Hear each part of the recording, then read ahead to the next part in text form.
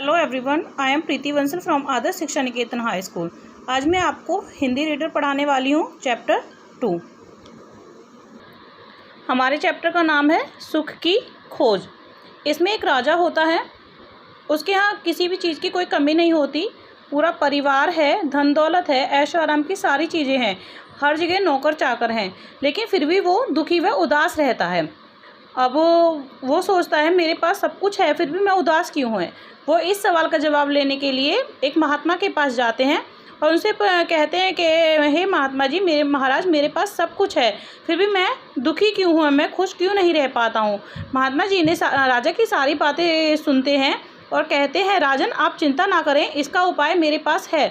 तो राजा ने पूछा कि क्या है इसका उपाय। तो महात्मा जी कहते हैं कि एक दिन आप किसी सुखी आदमी की चादर ओढ़कर रात को सो जाएं और फिर आप जब सुबह उठेंगे तो आपका सारा दुख दूर हो जाएगा। राजा ने सोचा ये तो बहुत ही सरल उपाय है, हमारे राज्य में सुखी आदमियों की तो कमी नहीं है, मैं एक नहीं कई चादरें मंगवा सकता हूँ। राजा ने अपने सेवकों को बुलाया और उनसे कहा कि कोई एक सुखी आदमी की एक चादर लेकर आओ। अब राजा के सेवक चारों कोनों में चले गए। अब जहाँ भी जाकर पूछते हैं कि क्या आप सुखी हैं, तो कोई रीज़न बताता है कि मुझे ये दुख है, कोई कहता है मेरी शादी नहीं हुई है, कोई कहता है मैं अपनी गृह लक्ष्मी से परेशान हूँ, कोई कहता है पुत्र होने का दुख है। मतलब पूरी प्रजा में कोई भी ऐसा नहीं था जो बिल्कुल सुखी हो। अब राजा के सेवक सोचने लगे ऐसे तो कैसे करा जाएगा। तो उन्हें एक दूर सामने एक भिखारी नज़र आता है, वो अपने एक तारा को लेकर गाना गाता हो जा रहा है। देखो ये दिख रहा है ना आपको, एक तारा लेकर। अब वो सेवक सोचते हैं शायद यह सुखी है, क्यों ना हम इससे चलकर पूछते हैं। फ़कीर की निश्चिंता देखकर वे उस नतीजे में पहुँचे कि यह वाकई कोई सुखी आदमी और इससे हमारा काम बन सकता है। राजा के सेवकों ने फ़कीर से पूछा, क्या बाबा तुम सचमुच सुखी हो, तुम्हें कोई दुख नहीं है। तो उस पर भिखारी क्या जवाब देता है, नहीं मुझे कोई दुख नहीं है, मैं एकदम सुखी हूँ। फ़कीर ने जवाब दिया, मगर तुम लोग मुझसे ये बात क्यों पूछ रहे हो। यह सुनकर राजा के सेवकों ने कहा है, इसलिए कि हमें एक ऐसे आदमी की तलाश है जो सुखी हो। अगर वो अपनी चादर हमारे महाराज को देंगे तो वो भी सुखी हो जाएंगे।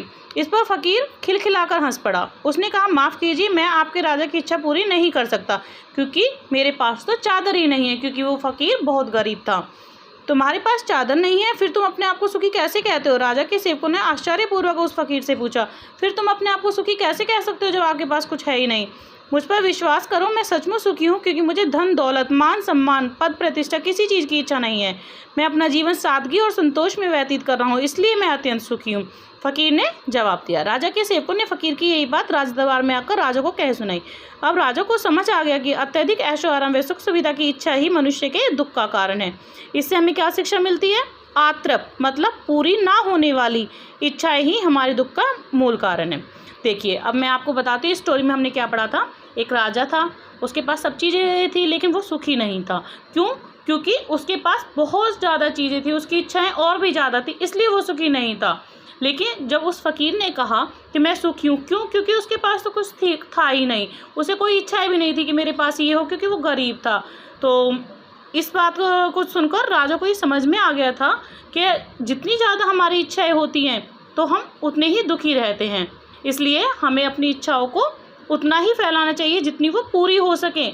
ऐसा ना हो कि हमारे हद में नहीं है और हम सोचें कि हमें ये मिल जाए। तो ठीक है, इस कहानी से हमें ये शिक्षा मिलती है कि हमें अतृप्त मतलब पूरी ना होने वाली इच्छा की कामना नहीं करनी चाहिए। ठीक है, आगे देखिए,